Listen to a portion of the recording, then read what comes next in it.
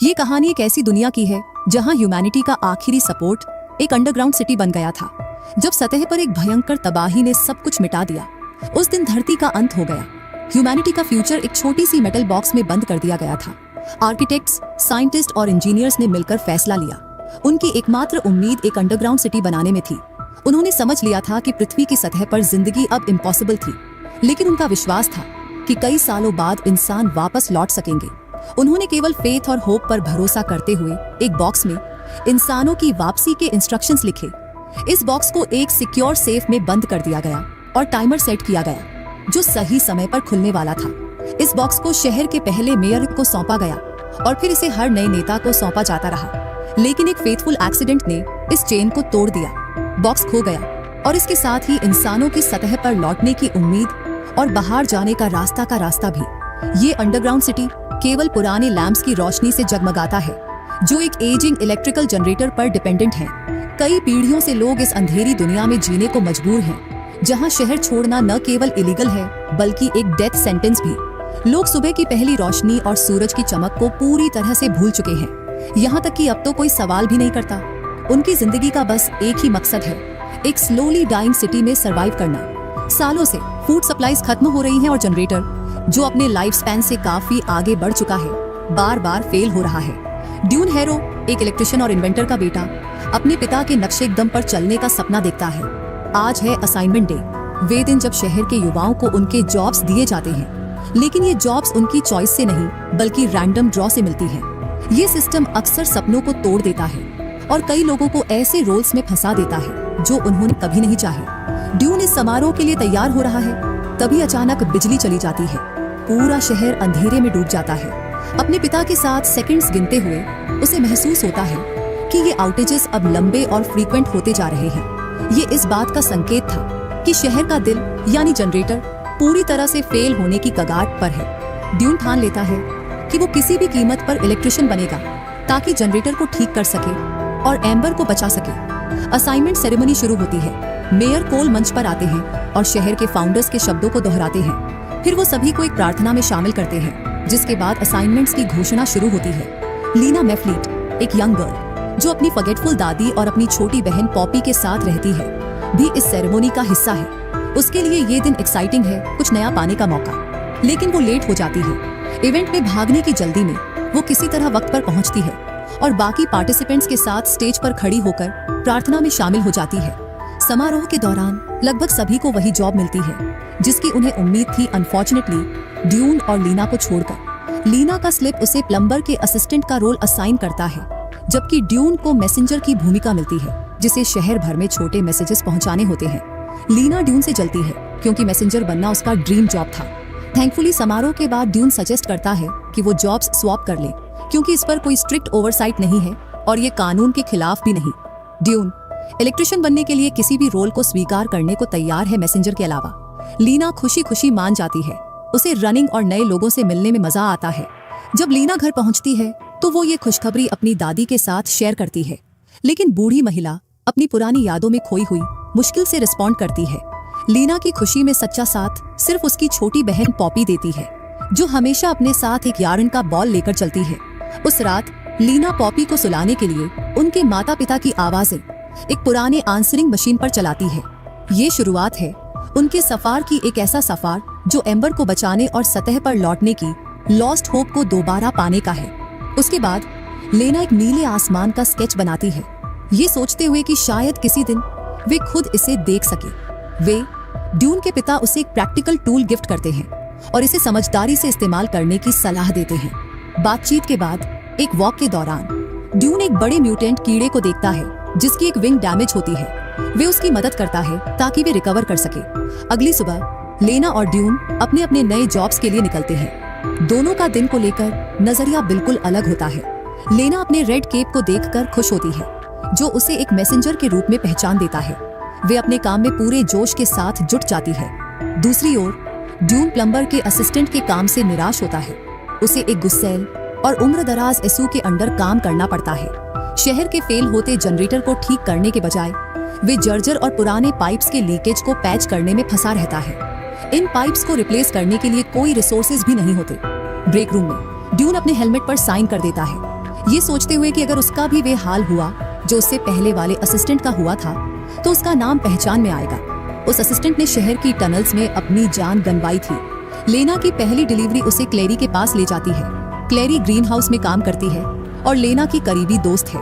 दोनों बातचीत में लगे रहते हैं कि तभी एक चीख पूरे माहौल को चीर देती है। दोनों मुड़कर देखते हैं कि एक आदमी शहर की सीमा से बाहर से लौट रहा है।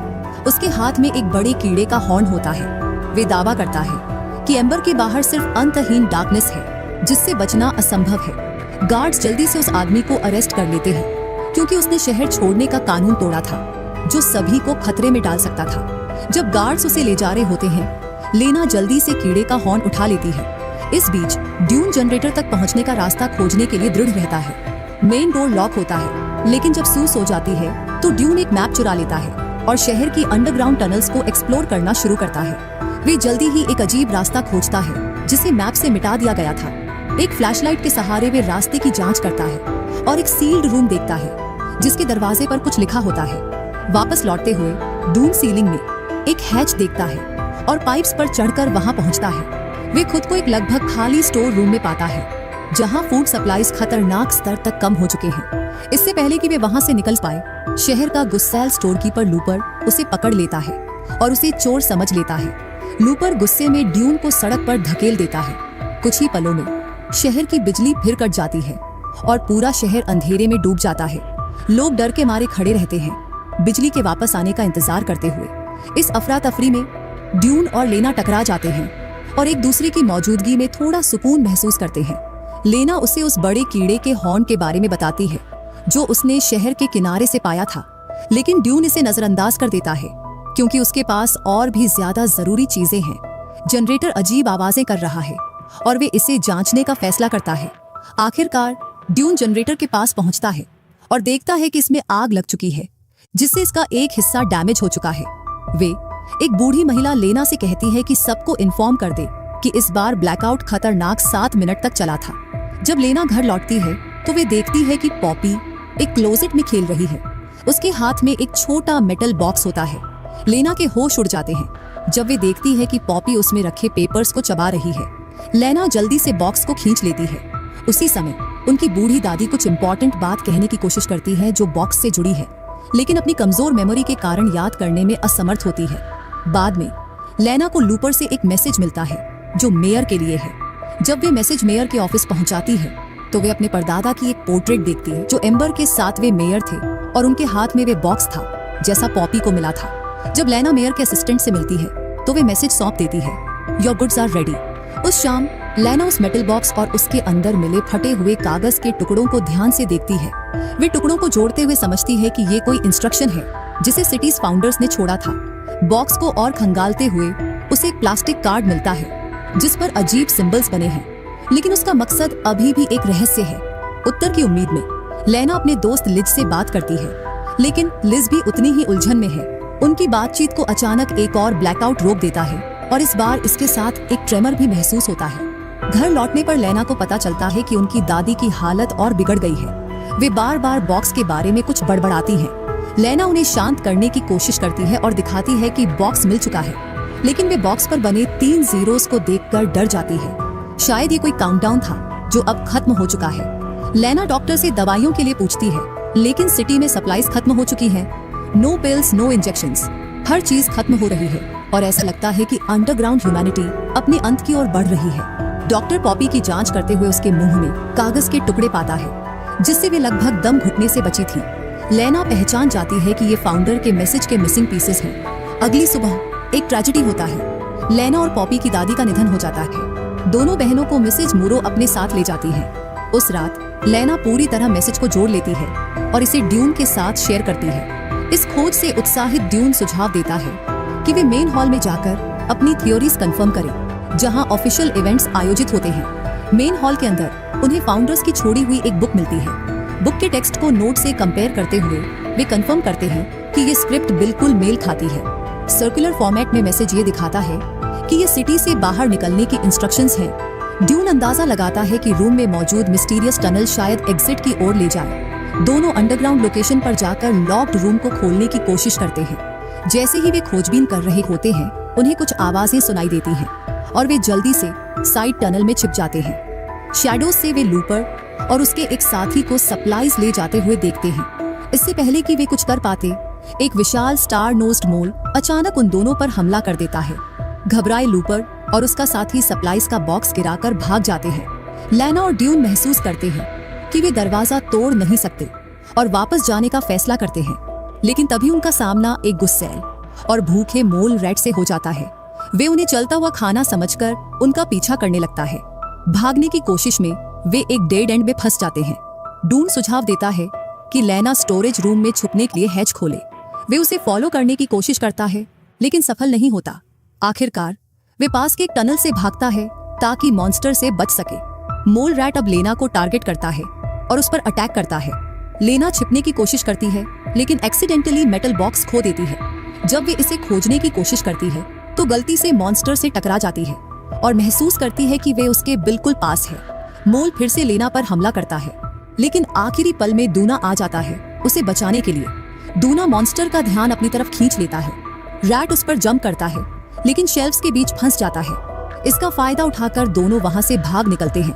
अब उन्हें समझ आता है कि सिचुएशन कितनी गंभीर है। जेनरेटर कभी भी जल सकता है और फूड स्टोरेज भी खाली है। ये अंडरग्राउंड सिटी और उसके सभी लोगों को खतरे में डाल सकता है। एक वक्त पर लेना दूना के हेलमेट पर अपना लास्ट नेम देखती है और सोचती है कि ये वहां कैसे पहुंचा। दूना उसे बताता है कि ये हेलमेट उस आदमी का था जो एक टनल में डूब गया था। लेना को एहसास होता है कि वे आदमी उसका पिता था। वे क्लैरी के पास जाती है ये जानने के लिए कि उसके पिता के साथ क्या हुआ। क्लैरी उसे एक सीक्रेट हाइडआउट में ले जाती है जहां वे प्राइवेट बात कर सकते हैं बिना किसी की नजरों के। यहाँ क्लैरी एडमिट करती है कि लेना के पिता अपोकलिप्स के आने पर विश्वास करते थे और सिटी से बाहर निकलने का रास्ता खोजने की कोशिश कर रहे थे।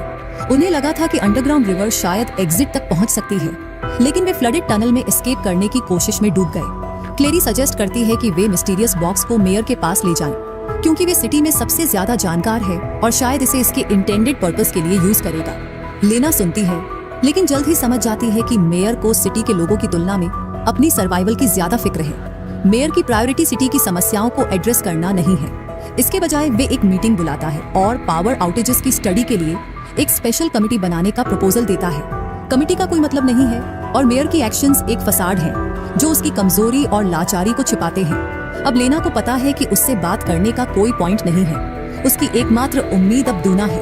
बाद में लेना अपनी फ्रेंड लिज को देखती है और उसे आवाज देती है, लेकिन लिज जिसके पास बैग्स हैं, बात करने से अवॉइड करती है। लिज भागने की कोशिश करती है लेकिन गिर जाती है और उसके बैग से फूड गिर जाता है। लिज बताती है कि ये फूड उसके बॉयफ्रेंड से आया था जिसे सिटीज आउटस्कर्ट्स में फूड फिल्ड वेयरहाउसेस मिले थे। लेना को कुछ गड़बड़ लगती है, खासकर जब वे कैंड पाइनएप्पल्स देखती है, फूड जिसे किसी ने सालों से छुआ तक नहीं था। अब उसे समझ आता है कि लिज का बॉयफ्रेंड लूपर है। यहाँ वेयरहाउसमैन लेना ने टनल में देखा था। वे समझ जाती है कि लूपर एक थीफ है और डूना को ये सब बताने के लिए दौड़ पड़ती है। वे मैसेज रिपीट करती है जो वेयरहाउसमैन ने मेयर तक पहुंचाया था। अब दोनों ये मानते हैं कि रूम के अंदर कुछ इंपॉर्टेंट छिपा है। वे सीक्रेट टनल में वापस जाते हैं एक टूल यूज करते हुए। डूना दरवाजा तोड़ता है और एक सीक्रेट हाइडआउट ढूंढता है जो खाने से भरा हुआ है। अंदर उन्हें मेयर मिलता है जो खुद को खाने से भरा चुका है और अब एक कुर्सी पर सो रहा है। डूना और लेना समझ जाते हैं कि मेयर लोगों को बचाने की कोशिश नहीं कर रहा, बल्कि वे सबका खाना चुरा रहा है। उसने सिटी में भूखमरी पैदा की है ताकि वे लंबे समय तक प्लेंटी ऑफ फूड के साथ जी सके। घर लौटने के बाद लेना दूना से पेडल करने के लिए कहती है ताकि आंसरिंग मशीन एक्टिवेट हो सके। पॉपी जो लेट पेरेंट्स की आवाज सुनकर सोने की आदत रखती है, यही एक तरीका है जिससे वे उन्हें फिर से सुन पाती है। जब दूना लेना की मदद करता है तो वे एक रिकॉर्डिंग में अपने पिता की आवाजें सुनता है। अब उसे एहसास होता है कि उनके पिता कांटेक्ट में थे और सिटी से एस्केप करने की कोशिश कर रहे थे। ये जानने के बाद दूना और भी डिटरमिन्ड हो जाता है कि वे इसके बारे में और जाने।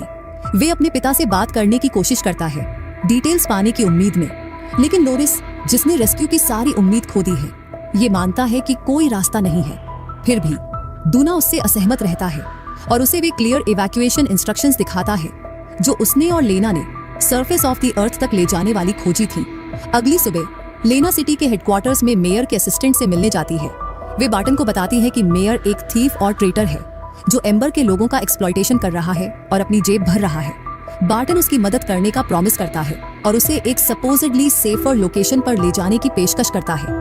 लेकिन जैसे ही सिचुएशन अनफोल्ड होती है, लेना समझ जाती है कि उससे धोखा किया जा रहा है। वे रेजिस्ट करने की कोशिश करती है, लेकिन अब बहुत देर हो चुकी है। बार्टन उसे मेयर के ऑफिस में एक प्राइवेट कॉन्वर्सेशन के लिए लेकर जाता है। बातचीत के दौरान मेयर सभी एक्यूजेशन से इनकार करता है और क्यूरियसली अपने चेहरे को प्लास्टिक कार्ड के एक हिस्से से पोंछता है, जो बिल्कुल वैसा ही है जैसा लेना को मेटल बॉक्स में मिला था। वे आदेश देता है कि बॉक्स उससे ले लिया जाए, लेकिन उसी पर इलेक्ट्रिसिटी चली जाती है। इस मौके का फायदा उठाकर लेना वहां से भाग जाती है और मेयर से दूसरा प्लास्टिक कार्ड चुराने में सफल हो जाती है। बार्टन और पुलिस को आदेश दिया जाता है कि डूना और लेना को पकड़कर मेयर के पास लाया जाए, साथ ही मेटल बॉक्स और स्टोलन कार्ड भी। पुलिस एक्सटेंसिव सर्चेस शुरू करती है, सबसे पहले लोरिस के घर पर तोड़फोड़ करके। लोरिस समझ जाता है कि उसे पुलिस को गुमराह करने के लिए सब कुछ करना होगा। पार्शियल डेफ होने का नाटक करते हुए वे डूना को भागने का आदेश देता है और ऑफिसर्स को फंसाने के लिए एक ट्रैप तैयार करता है।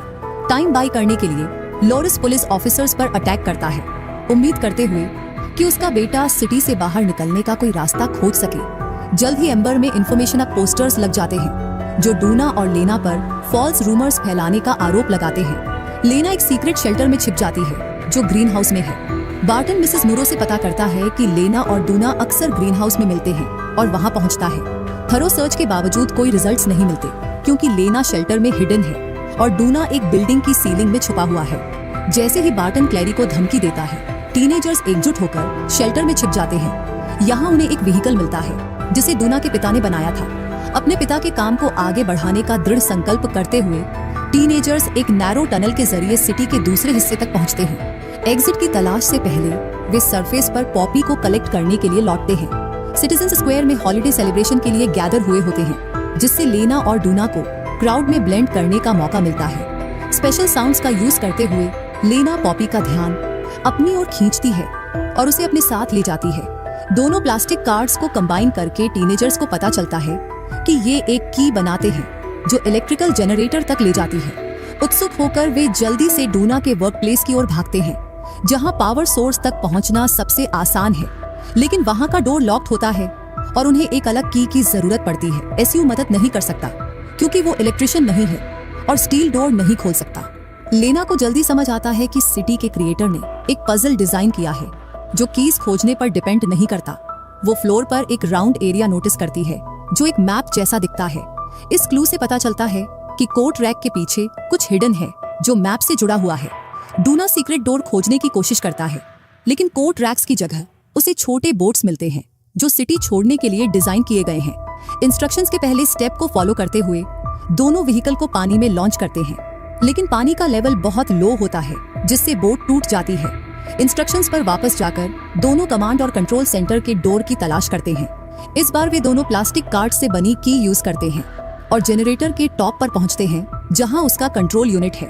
क्रिएटर के इंस्ट्रक्शंस फॉलो करते हुए टीनेजर्स पहले वाटर व्हील को एक्टिवेट करते हैं और दूसरे को पूरी तरह से स्टॉप कर देते हैं। इससे रिजर्वायर का वाटर लेवल बढ़ना चाहिए, लेकिन ओल्ड पार्ट्स फेल होने लगते हैं।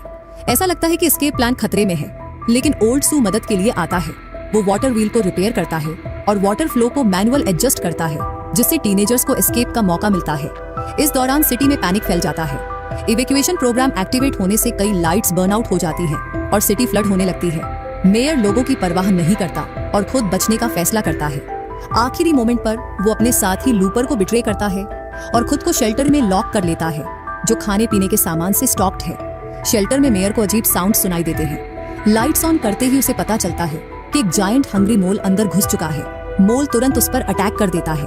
प्लम्बर के एक्शंस की वजह से डूना, लेना और पॉपी अंडरग्राउंड रिवर के जरिए नैरो टनल्स पार करते हैं। टेरिफाइंग डिसेंट्स और वाटरफॉल्स के बाद वे शोर पर पहुंचते हैं। वहाँ हर वो चीज रेडी होती है जो लोगों को सरफेस पर रिटर्न के लिए चाहिए। उन्हें कैंडल्स और एक लैडर मिलता है जो एक लेबोरेटरी तक जाता है। ये वे जगह है जहाँ सालों पहले ह्यूमैनिटी को बचाने का डिसीजन लिया गया था। लैब में वाइज कोट्स और एडवाइस भरी पड़ी होती है ताकि लोग समझ सके कि साइंटिस्ट्स ने उन्हें अपोकैलिप्सिस से बचाने के लिए कितनी कीमत चुकाई थी। सरफेस पर पहुंचने के बाद लेना डिसअपॉइंटेड होती है क्योंकि बाहर अब भी अंधेरा है। वो सोचती है कि शायद वर्ल्ड अब भी डार्कनेस में है, लेकिन कुछ घंटों बाद वो, उसकी बहन और डूना अपनी जिंदगी का पहला सनराइज विटनेस करते हैं। थोड़ी देर बाद उन्हें जमीन में एक होल दिखाई देता है जिसमें नीचे एम्बर नजर आता है। सिटी के इन्हेबिटेंट्स को आवाज देना पॉसिबल नहीं होता, तो वो होल में एक स्टोन मैसेज के साथ फेंकते हैं। ये मैसेज लोरिस तक पहुंचता है, जो समझ जाता है कि अब बाकी लोगों को सरफेस तक कैसे लाया जाए, लोग बदलाव की अनिवार्यता पर कैसे रिएक्ट करते हैं। कैरेक्टर्स को एम्बर छोड़ने की जरूरत का सामना करना पड़ता है, भले ही उन्हें डर सताता है। बदलाव, चाहे वो क्लियरली जरूरी हो, रेजिस्टेंस क्यों पैदा करता है? ऐसी स्थितियों में डर और संदेह को कैसे दूर किया जा सकता है? अपने थॉट्स कमेंट्स में शेयर करें, इस पोस्ट को थम्स अप दें और चैनल को सब्सक्राइब करें। अगली वीडियोस में मिलते हैं।